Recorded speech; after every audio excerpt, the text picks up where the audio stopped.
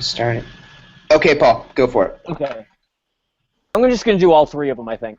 Yeah. Yeah, do a test run of all three. That's how apathetic I am about this episode. Right. Testing. 1, 2, 3. Here we go. Today on Quality Time with Family Ties, we learn nothing. Absolutely nothing. All right, option 2. Today on Quality Time with Family Ties, we learn if you love someone, the best way to say I love you is to get a giant poster of them.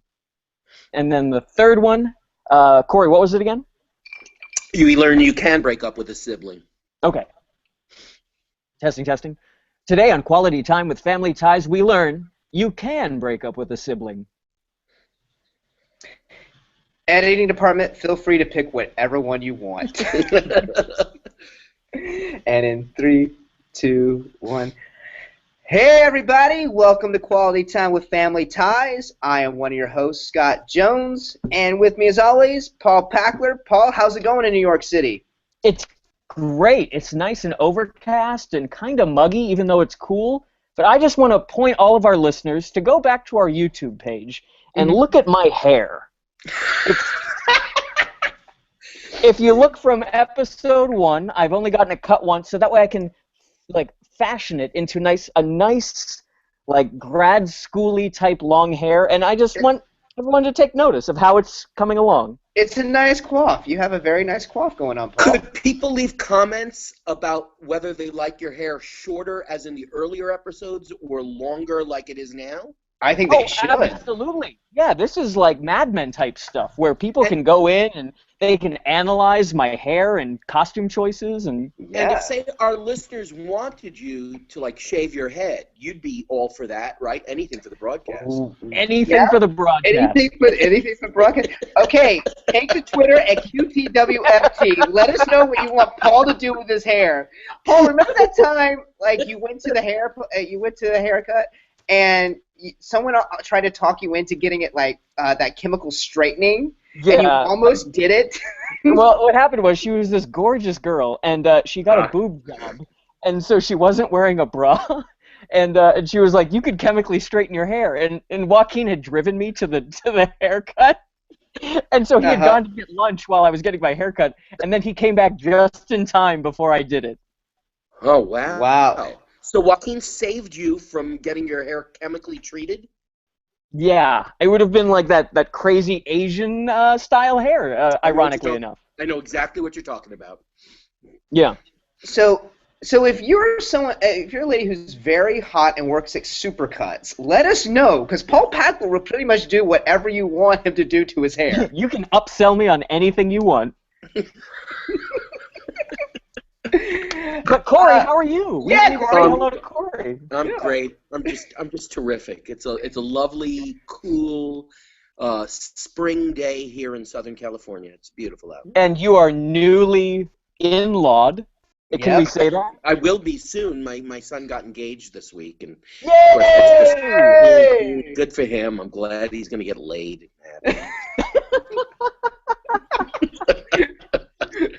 He's been waiting this whole time. Right. She's a absolutely wonderful girl. I could not ask for a better future daughter-in-law. She's wonderful, and she's going to be a doctor too. Oh, wow. What kind of doctor? She's in medical school, so she'll be a doctor. She'll be another Dr. Pepper. Wow. Oh, yeah, because your brother is Dr. Pepper. My brother's Dr. Pepper. Right. Dr. Pepper. She's going to be, what kind of gonna be an doctor is she? OBGYN. She's stealing my thunder, if you know what I mean.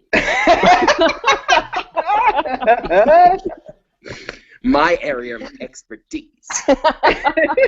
You're going to sit her down. Let me tell you a thing or two before you get into medical school. You want to know about vaginas? Let me tell you. Let me tell you about vaginas. Back when I was 17, I read Our Bodies Ourselves. Yep. Yep. Well, congratulations. Yeah, if congrats. As nice as your son, he's an amazing person, and they're fantastic people. They are. They're a great couple. We're very happy for them. And thank God they're not getting married for a year or so. So I have a lot of time to worry about this. We'll be tracking your progress as the year goes on. I'm sure. About paranoid. By the time we're in, like, midway through season 2, you're just be like, I can't do this right now. You'll be drinking vanilla extract at the same time. He's kicking back Pepto-Bismol. Yeah. Well, guys, if you're following along with us on Netflix, we are on Season 1, Episode 18. The title, I Gotta Be Ming. I gotta be Ming. I gotta be Ming. Wow. Yeah. With a name like that, I was champing at the bit to watch this episode. I was like, I had my pen ready to go. How racist is this episode going to be? Yeah. Shockingly, it's not as racist as I expected. No, they racist sort of you thought it left would the be. race out of it. That it has a shit ton of other problems, but racism ain't amongst them. Yeah. This episode was very confusing. Very, very confusing. So, let's jump into it. So we start off in the kitchen, and Elise is on the phone raising money for the Vietnamese relocation services.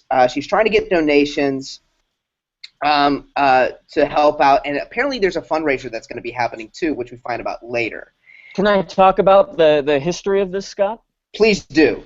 All right, so after America left Vietnam in, 74, 75, there was a huge mass immigration and refugee movement that happened where about 130,000 South Vietnamese left the country, that we took out of the country. We took them to Guam and the Philippines and other places, and then relocated to the United States.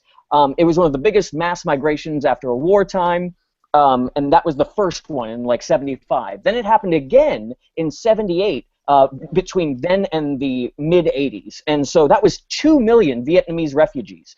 They were mainly high-skilled, high-educated people living there that didn't want to deal with the communism or feared retribution from the North Vietnamese. And in 79, China took over Vietnam. So it was a lot of the people that were pro-U.S. that were abandoning the country. And so, 2 million Vietnamese plus the 130,000. It was a huge deal in that time in America. Wow. Okay.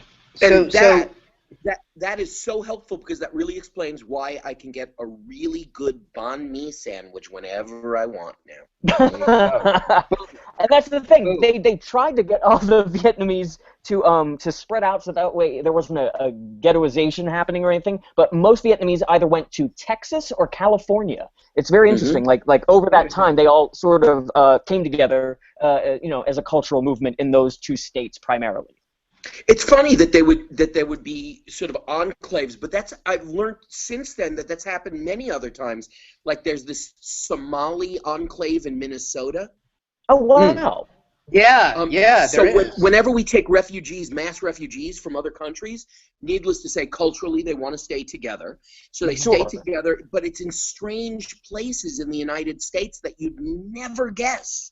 So Texas and the Vietnamese is one of those, but I've known people from certain areas of Texas, and I think it's Houston that has a huge Vietnamese population.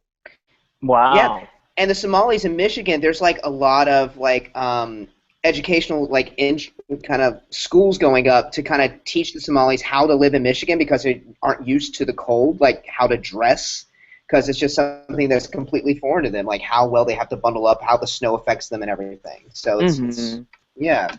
One of the numbers that I found really... Oh, sorry. Yeah, go. No, go ahead. I was going to... No, just one final thing that I thought was funny about a statistic was that, in 76 or something like that, Gerald Ford had to pass a Indo-Chinese Immigration Act or something, because only 36% of the American populace supported bringing the refugees into America. And I just thought it was so funny that we fucked up their country, and then when the people that wanted, the people who liked us and wanted to get away from the evils that we were trying to fight, when they came over here, we were like, no, fuck you. We gave them a giant fuck you, exactly. Yeah. It's quite amazing to me. Yeah, everything old is new again. Yeah. Thanks for loving our country. Thanks for supporting us. And you're coming over here? Oh, no, fuck you. Right. And all of this makes much more sense than this episode, because as this is happening, we find out Alex has become part of the Big Brother program. and he brings home his little brother, Ming. Now, here's where I found some confusion because Ming is also Asian, but is Ming associated with what Elise is doing? Because I never got that straightened out. I think one's an A plot and one's a B plot. It's just coincidental that they're both Asian oriented. No. It's actually, they are tied together. I watched it the second time this morning. Yeah, so what happened is that Alex is not, and Ming is not a part of the Big Brothers Big Sisters as we know it, but we're supposed to assume that it's sort of part of that. It's a part of the Vietnamese relocation services, this fictional group that Elise is head. Yeah, because like that circus that they're going to is part of the Vietnamese relocation services group, and so the Big Brother Big Sister thing is that. So they are tied together. Okay. The first time I watched, I was too. Yeah, I was like, okay, it felt like I was with Corey. It's like an A plot, B plot, and it was just coincidence. But I was trying to find where they connected. It was it was really really strange. Now the young actor, and I'm using that term as loosely as a human being can use the term actor. The young actor who played Ming may be the worst guest star I've seen since last week's episode of Jeff. Yeah, he was between Ming and Jeff. I still hate Jeff more only because Ming is younger, and I'm just faulting it to age. Jeff should know better, but Ming was bland as hell. I don't know. I'm a big fan of Fresh Off the Boat. Clearly, there are good Asian actors here in Los Angeles. Absolutely. They just didn't get one with this kid. He was in a monotone. His face didn't move. He was dreadful. I think it was just his haircut. If we could take it back to haircuts. And of course, by the way, are we sponsored this week by Supercuts? We should be.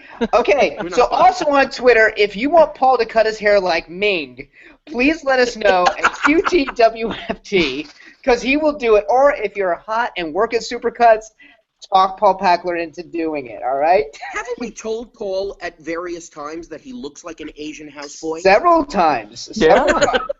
Now's the chance to make that fantasy a reality. Yep. Yeah, absolutely. Yep. But now, of course, I think they cast Ming also on the fact that his hair looks vaguely like Michael J. Fox's hair. That's what I just said, and then you guys went off on a rant. No. I agree with you. I still went off on a rant, but I agree with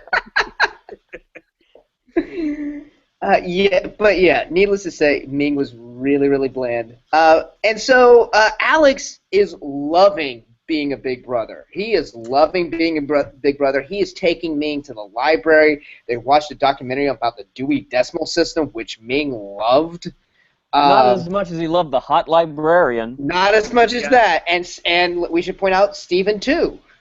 Once again, Stephen with his bullshit. Yeah. And it was a great cut to Meredith Baxter Burney on that. Yeah. Yes. Yeah. Of the look on her face, the reaction shot of, how do you know the library? Well, it just go on from there. It's fine. Yeah. Yeah. All this. Yeah. How often is Stephen getting to the library? Apparently a lot. Mm-hmm. Right. But yeah, that's essentially what happens in this kitchen episode. The kitchen part is that we find out like Alex is just really enamored and loving being a big brother and having this little person that he can kind of take all the stuff that he loves and put on him. And we also kind of find out he's also kind of doing it for his resume a little bit too, as well. Right. And then also Ming is eating it up. That Ming is just like, a little mini-me version of Alex. And so Alex is teaching him to read analyses of U.S. News and World Report and the Wall Street Journal. The Weekly Reader U.S. World News Report I thought was sort of clever. Right. Because at one point Jennifer said, hey, why don't we go upstairs and play with my race cars? And Alex stops and is like, oh, you need to read this, summary of the U.S. News or Wall Street or whatever. Yeah. Right. And so he goes off and does that. He starts reading Alex's homework for him, and then that's when Ming's mother comes in the kitchen door. Mm-hmm. And her name is, Yen Tan Lee, and she apparently has never met... I thought it was Yenta Lee, and I thought she was Jewish. Papa, can you hear me? Papa, can you see me? Yes. Oh, is it Havala, Havala, you were just a da-da-da-da-da. Now you can buy Paul Packler Sings All Jewish Musicals. Yes. Paul, And can you then- do an album where you cover all of Barbra Streisand, please? Mhm. Actually, I could probably, yes. And his next album, Paul Packler's klezmer music, which we can hardly wait for. I'm looking forward to that. I'm looking forward to that. That'd be awesome. Mhm. With the Asian schoolgirl haircut. That'd be great. Right. But what's funny is that it seems like Ming's mother has never met any of the Keatons besides Alex. How does that happen? Right. You're going to let Alex take your son out on outings without knowing he's 17 years old, without knowing his parents. That seems strange. Yeah. Yeah, and it seems like it'd be part of the Big Brother program. Like, you know, you meet everybody, you know where the Big Brother's coming from, that he has a stable household and everything, and yeah. And I don't think that they would let minors do it, right? Like, you have to be an adult. I would think so. I would think so, too. Yeah. Yeah. Notice how they never referred to it, though, as Big Brothers of America, which is their corporate name. They referred to it as being a Big Brother. Big Brother. Like it was something that you can say it's a term. I'm just being a Big Brother. Yeah. Right. And outside of doing this for a resume, does it really seem like something Alex P. Keaton would get on board to do? You know what, Scott? That is my whole point of why this episode failed.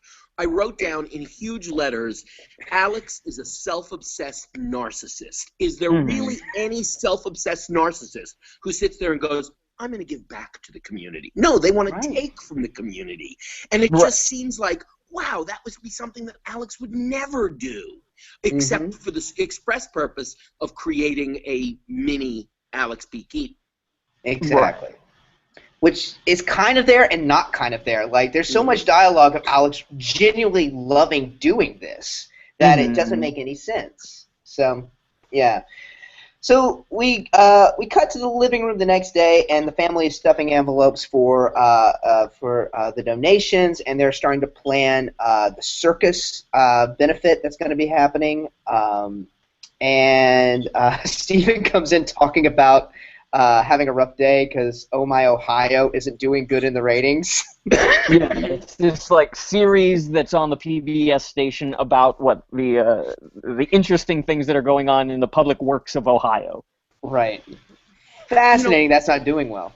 I hate to bring this one up because I love Meredith Baxter Birney, and I also, totally separate from Meredith Baxter Birney, I love lesbians.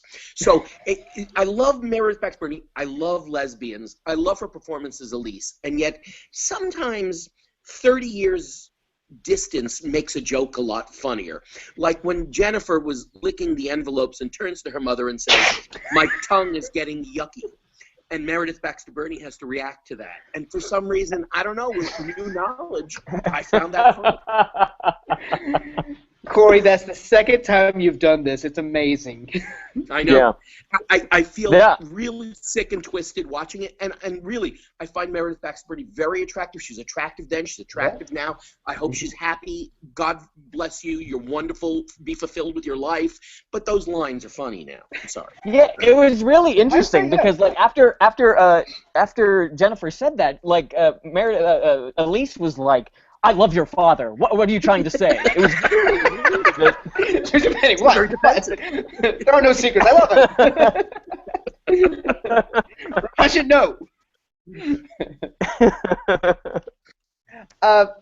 And so, to kind of go along with what you're saying, Paul, as trying to make Ming a mini Alex P. Keaton, Ming and Alex literally come into the room dressed exactly alike. Dressed as twins. Yes.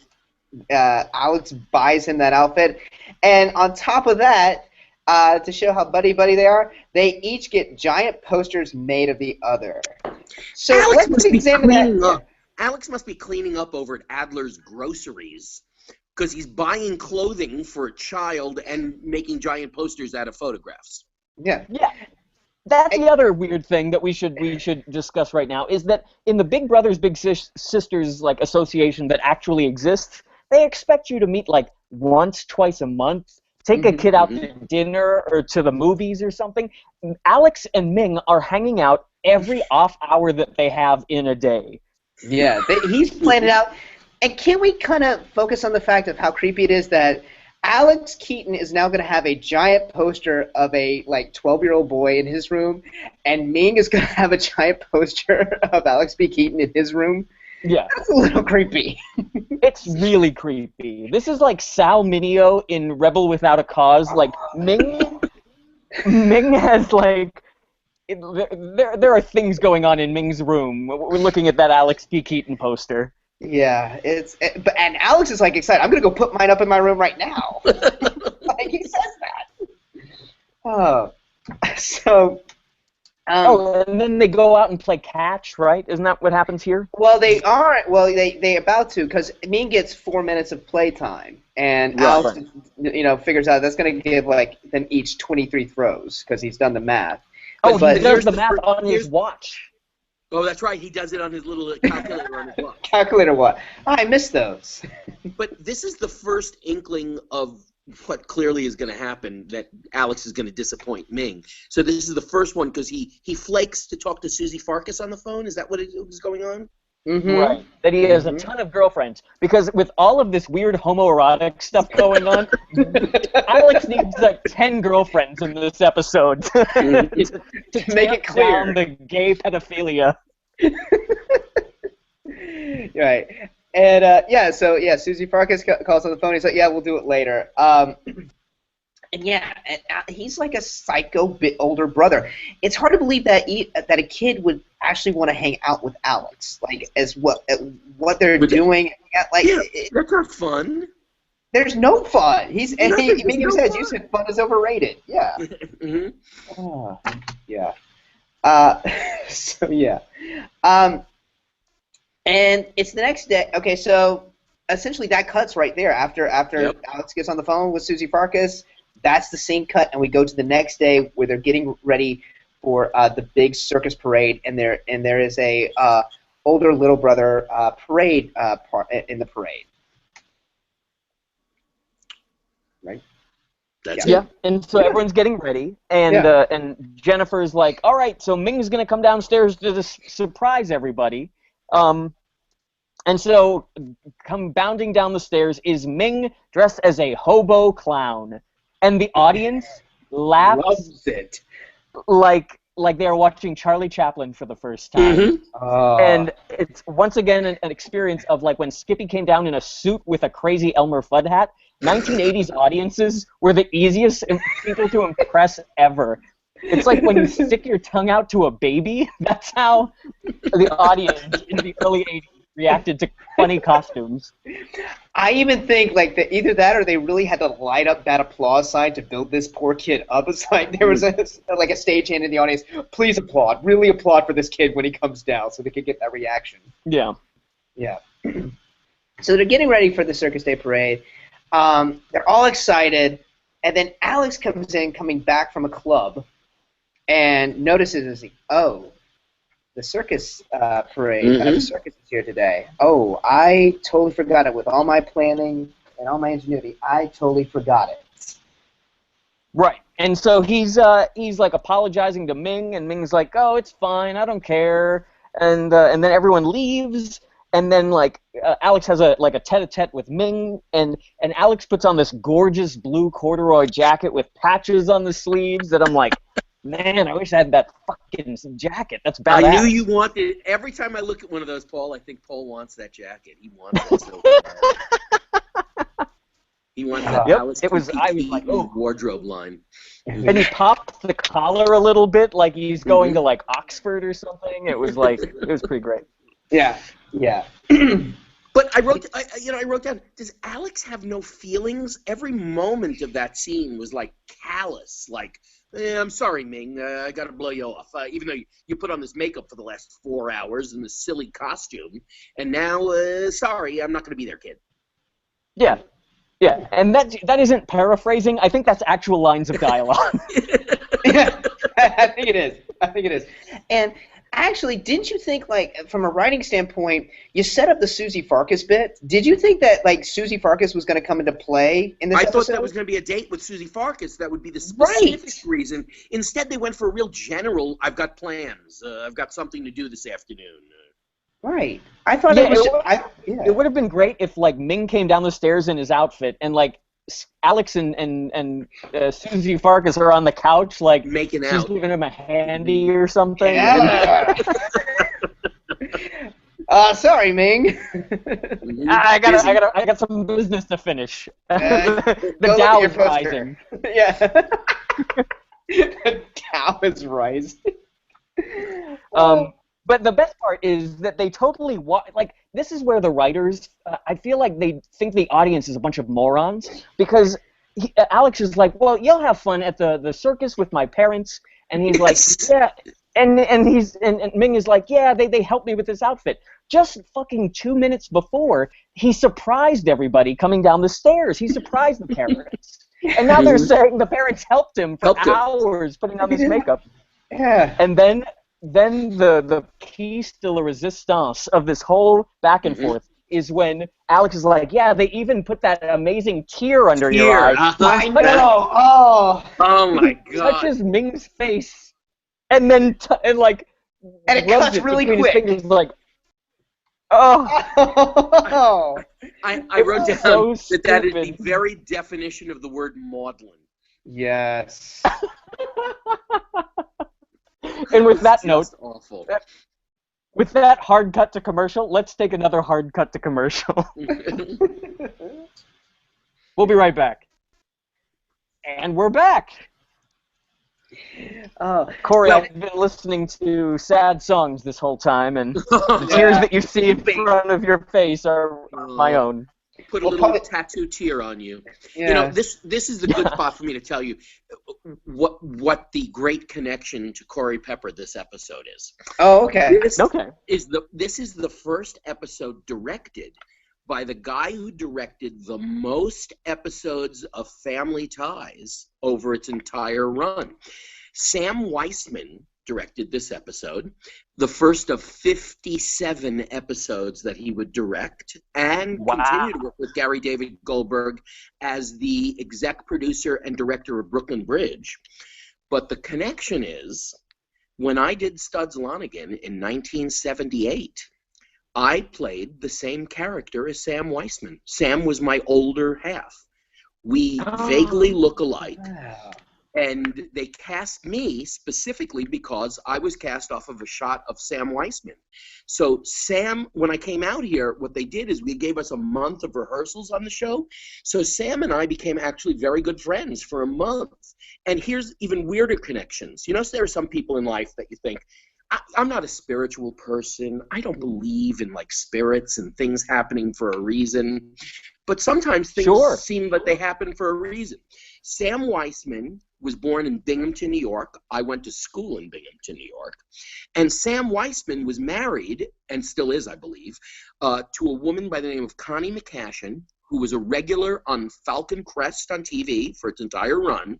And I did summer stock with Constance McCashin when I was 14 years old. So I knew his wife. When we met, he said, this is my wife, and we looked at each other and was like, oh my God, that's Connie McCashin. I know her. So he was born in the city where I went to college, married to a woman who I'd worked with, and now I'm doing Family Ties podcasts, and Sam Weissman was the #1 director. Sam has gone on to have an unbelievable directing career, too. He directed all of the Mighty Ducks movies, George of the Jungle, The Out-of-Towners with Steve Martin and Goldie Hawn. Yep. So he's had a great career, and now he produces, every summer NBC revives The Sing-Off, which is an acapella reality show. And Sam is the executive producer of it because he was very involved with acapella when he was in college. So Sam still continues to work and has the perfect life. He teaches, I believe, at Boston University. I believe he teaches directing at BU and lives on Cape Cod, which is, of course, where my wife is from. So there's my Sam Weissman connection. Oh, my God. That is why Corey Pepper is on this podcast, folks. Isn't that crazy? Right there. Yeah. I've been holding back because I've been waiting this whole time. Yeah, I've been waiting to tell you that Sam Weissman directed the most episodes of Family Ties, and I've known him for 35 years. Sam Weissman is actually right here in my room. I've been waiting this whole time. Here he is. Come on out, Sam.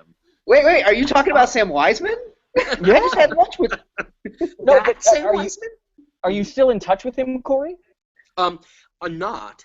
Although last time I was bartending was probably 10, 12 years ago. He sat down at my bar one night, ordered something, and we looked into each other's eyes, and he went, "Oh my God!" And I went, "Yes, Sam Weissman, Corey Pepper," and it was like, "Oh my God!" That's amazing. So not That's still in touch awesome. with him, but we would know each other if we saw each other. Wow. That's amazing. Mm-hmm. That's amazing. Wow. So should we continue with this episode now? I guess. I still want to hear more about Sam Wiseman. It's way more interesting Nothing else than more to this. say. Well, I think I have a way to get us back into the plot. You were talking about a cappella groups, and Steven comes in where they all come in from the circus wearing like a Dapper Dan hat, one of those like straw. Yes, he's a bowler straw hat. You're right. Like you have it at the campaign headquarters. Right. Totally, like he'd be singing "Lida Rose" from the Music Man. Mm-hmm. Right. Yes. And Elise is concerned because, she makes reference of, I'm sorry you didn't have a good time, Ming. I mean, you were crying the whole entire time. They reference this kid crying so much, and not once do you see, like, any tears or any sign of him they could not get this kid to cry. I'm sure they tried. But they could not get this kid to cry. They told him that they killed a dog. They punched him in the face. But you could tell early in the scene that they're all pissed off at Alex. Oh, yeah. They're angry at Alex. Mm-hmm. And They had to spend an evening with Ming. Are you kidding? Of course you would be upset. God damn it, Alex. He was supposed to be your responsibility, Alex. We didn't want this dullard with us. We were having a perfectly good time. Oh, man. Yeah. 36% of the Keatons wanted Ming to be there at the circus with them. And Gerald Ford had to pass a law saying they had to take him. So, and Alex is very remorseful. He definitely feels bad and definitely feels upset. And he has this one-on-one with Ming where it's essentially a breakup scene. And this is... Wait. Did I say one more thing? Go. Wait. This is the funniest thing. So when Alex comes in, because he had that like debate club that he had to go to or whatever, they're all standing in the kitchen, and he's like, "Oh, hey, everybody," and they're like, "Hey, Alex." And when Mallory looks at Alex, she's so upset. I had to watch it 3 times in a row. Mm-hmm. Mallory sees Alex and with rage goes to the refrigerator to get orange juice.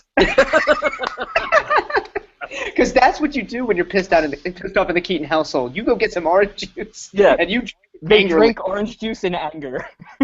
Another episode sponsored by Tropicana, the orange juice that every sitcom family drinks. Feeling pissed off at your older brother? Grab some Tropicana. Mm-hmm. Yeah. But this is virtually a breakup scene. And it made me think at some point, like, did they have an episode concocted where it was like Alex with like a Susie Farkas, and there was going to be this breakup stuff, and they just took the dialogue from that and placed it on this episode of this big brother, little brother dynamic? Because that's what the rest of this episode feels like. Mm-hmm. It's like a whole relationship episode. It's just so creepy and weird and awkward, and it's supposed to be funny where it's like, haha, get it? They sound like they're in a relationship, but they're actually 2 guys. But it's just so belabored, and it's just awful. And one of the people can't act, and it's just bad. Right. And it's like you said, Paul, it's really emotional and really, heartbreaking for Alex and stuff. But I want to point out, we will never see Ming again. Never. Ming will never appear in the Keaton's life again. So after this, like after all the sweetness Alex feels for Ming, it's over after this. Yeah. Anyway, so obviously this Ming is hurt but can't show it because he's a bad actor, and he runs off. And then almost instantly, Jennifer runs in and says that, "What'd you do, Alex?" Because Ming was crying. It's like a Greek tragedy in the way that Greek tragedies never showed violence on stage. They always talked about it after the fact. Like Right. Oedipus goes off stage to cut out his eyes, that sort of thing. Ming cries always off stage. Right. Yeah. And so it ends with, and so Jennifer is even more pissed at Alex, and that it kind of ends this scene. And then it comes back, and Alex has been walking, thinking about his thoughts. Oh, here I am. Oh, hey, Corey. Hey, Corey's back. My phone always needs a break after a few minutes. Right. I just can't handle it. Right. Corey went off stage to cry for a little bit. And now Cried for a little while. Yeah. I'm so sad for Ming. But unlike me, I actually see real tears. See, Corey, you can get to that point in your acting. I could. Ming can't. Ming can't. And so Alex has been walking, talking about thinking how much he really misses Ming, and eventually decides, I guess, to go back or to go to Ming's place and kind of apologize. And now, Did anything else happen in that scene? Because it just seemed about Alex walking and talking. That's it. For the life of me, I can't keep track of this because it's just such a confusing, bewildering episode. I have blank space there. I Yes! space. I don't have any notes. I have no notes for what happened after Alex walking. I have space for the scene, but nothing happened. Nothing. I just have Alex walk and thought. That's You know what it was that happened? It was when he came back, everyone left the room, and then he had like a heart-to-heart with Steven. And it was that moment when he sat down. That's right. He sat down on the couch and sat on Ming's clown shoe that happened to be there. Right. And then, like, they're talking about how they miss Ming and all this stuff. And, like, and it's one of those terrible writing moments when the actor has to, like, build 3 bridges in order... Wait, did we lose Scott? Oh, there's Scott. Yeah, I'm here. Yeah. Okay. The actor has to build 3 bridges of why they have this emotional journey that's not in the lines of dialogue at all. And so it's like he just stares longingly at the shoe mid-line. He's like, yeah, it's just the thing about Ming is that... Yeah. And then act out. And it was just like, it's so awful. When the writing is that bad and that even Michael J. Fox can't sell it, you're really in trouble. And they switch from this suddenly like a relationship vibe to Alex being a father. Like when I first saw him walk, and when he had this little walk, I was like, "What the hell is going on?"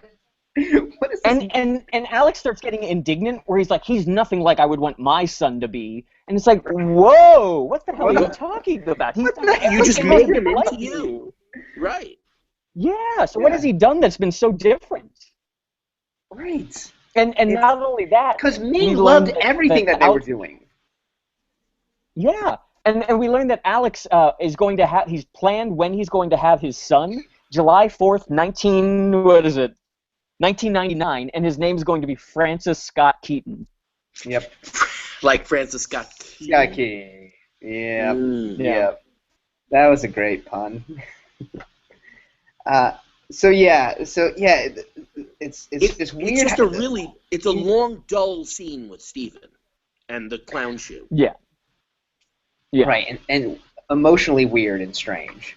And then Alex goes over to Ming's home, which always surprises me when we have a new set in the show because they so rarely have new sets.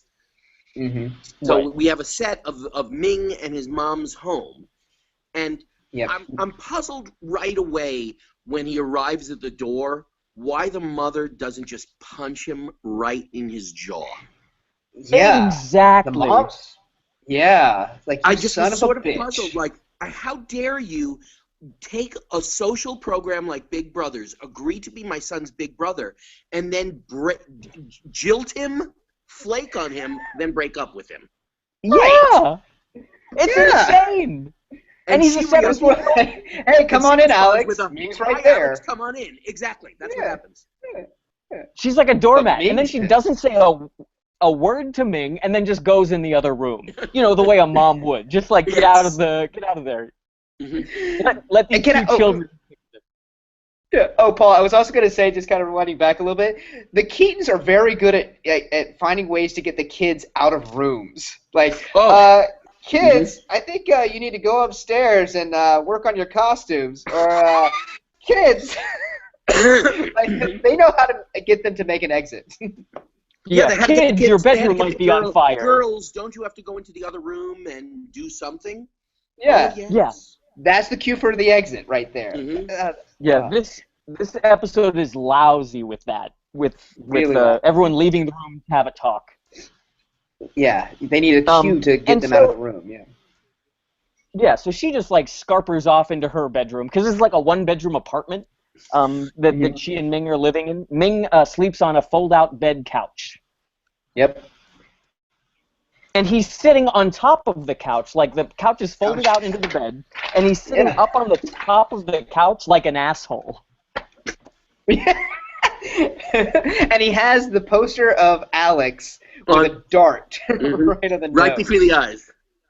Right between the eyes, yeah. And it's on their main door, too. Well, I guess he doesn't have another wall to put it on. It has to be in the room.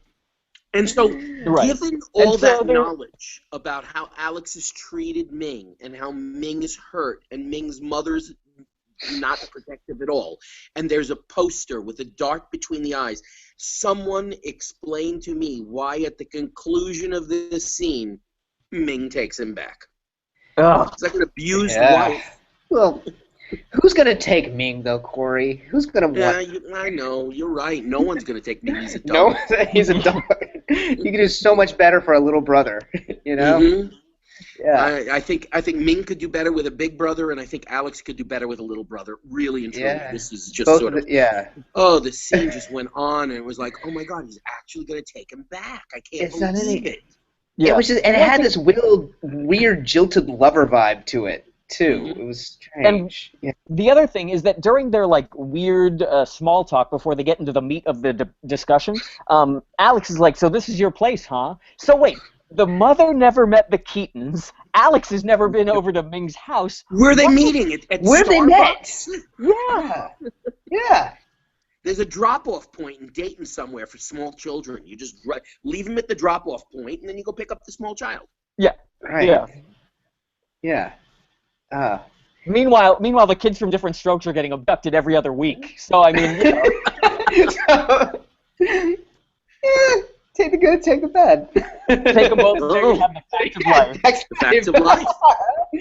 And we rounded up all the 80 sitcoms there. And then, but here's a discrepancy too: is Ming's like kind of gets mad at Alex. It's like, you want me to be someone I'm not. I want to go play. I want to do this. It's like, bullshit, Ming. You said you loved everything that Alex was taking you out to do. Makes no sense. Yeah. So if Ming is disgruntled, there's another reason for him not to take Alex back, and yet he does. More Wall Street Journal, more U.S. World News Report. News and World Report. News and yeah, and I've never seen such a toxic relationship outside of a Tennessee Williams play in my life. I don't know why they ever work together. I don't know why they get back together. It's a disease that these two have. Mm-hmm. And that's probably why next week they're not together. Yeah. Again, we'll never see Ming again. Yeah. And so, they get back. So Alex takes the dart out of the poster, and he's like, I'm going to do better. And hug, and there's credits. Yeah, they do a handshake hug, like all good Keatons would. Oh, the old fist bumps. They do a little fist bumping thing. Yeah. Yeah, a little fist bump. Honestly, I'm just going to lay this down here. This episode, it makes me really depressed about where the series is going. Like, it was so bad that it might be the worst of the season. Worse than the Christmas? I don't know. What do you guys think? Do you think this is worse than the Christmas episode? I don't think it's worse than the Christmas. The Christmas one made me hate Christmas. So, yeah. Yeah. That one. So far, that's my vote for worst episode so far. But this one was bad. This one's bad. What do you think? What do you think, Corey? I think it's bad. This may be my least favorite episode, only because of Ming's performance, which It's just so dreadful. Yeah. Right. Which go, you know, if we're comparing Jeff and Ming, it goes to say something, Corey, if this was your least favorite episode compared to Jeff, because that means Justine Bateman saved the Jeff episode. Mhm. That's how did. good she Of is. course. Yeah, she totally did. Yeah. I could at least accept Jeff as being sort of eye candy light for the ladies. He's sort of attractive. Okay. Right.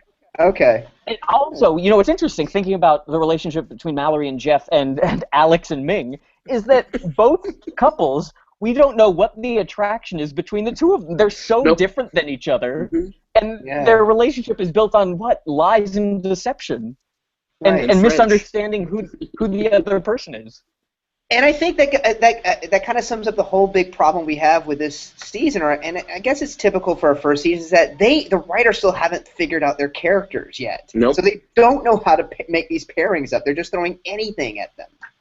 And they don't even know how to plot an episode. I don't know what the hell. This episode is so easily fixable that it's ridiculous. Yeah, you know what you do is you take the script and you light it on fire. That's how you fix this. And you start from scratch. You make it make sense. You remember that scene in Funny? Insert Susie Farkas. Yeah. Remember that scene in Funny Farm with Chevy Chase? Do you remember that movie? Yes, I love that movie. They go Vaguely. Right. All right. Never mind then. Never mind. No, tell me. Tell it. Well, the reason that they move out of New York City, Chevy Chase and his wife, and get like a farmhouse in upstate New York, is so that way he can write his big novel that he's been wanting to do. He was like an ad man or something, and he writes it on their anniversary. Takes her out to dinner. They come home, and he's got the only present that he got for her was the stack of the script, the manuscript, and a bottle of champagne. And he's like, "All right, so read it." And she's like, "What, right now?" And he's like, "Yeah." And so it like fast forwards 5 hours later. And she's crying at how bad it is, and then he lights it on fire. It's amazing. He throws it in. Who's the wife? I wish in we had Funny watched Farm? that movie instead of this episode. Yeah. I don't remember. I don't know. Not a big name. Yeah, she's really good though, and she's sort of like an Andy McDowell type. Oh, I like that. And yeah, really funny. I don't know what else she's done. And that movie is actually really funny. It's written by the same, it's based on a novel by the same guy who did, like, What About Bob and... okay. And Quick Change. You know, those weird, like, getting out of New York Very movies. quirky. Yeah. And it gets dark. Like, that's what I love about both that and What About Bob is there's a darkness to it that builds. It's really, Yeah. So, audience, you'd be better off watching Funny Farm and then proceeded with What About Bob in this episode. So I think if you learned anything, that's our recommendation for today.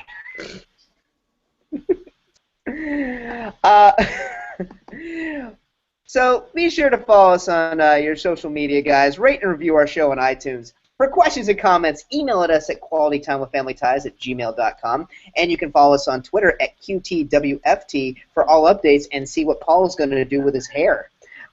You can follow each y'all. You can follow each of us on Twitter as well. I'm at Follow Jones. I'm at Paul Packler. I'm at Corpep. And be sure to like our Facebook page. We'd like to thank our host and producer, Barbara Dillon at Fanboy Comics. Fanboy Comics is an online conglomerate of geek media providing its readers with daily reviews, interviews, and podcasts that span the pop culture spectrum. Check them out at fanboycomics.net. We'd also like to thank Perry Adams, who beautifully performs the Family Ties theme song, Without Us. Be sure to check out Perry at perryadams.com for all her music and dates. Also, a big thanks to Brian Dillon, who created our fantastic drawing and artwork, as well as edits our show. Brian is the president and co-founder of Fanboy Comics. Follow him on Twitter at Comic Book Slayer. And also, Sean Foster, Fanboy Comics graphic designer, for designing our logo. Thanks, everybody, for tuning in, and we'll see you next week. Bye. I've gotta be me. I've gotta be me. Ming. Bye.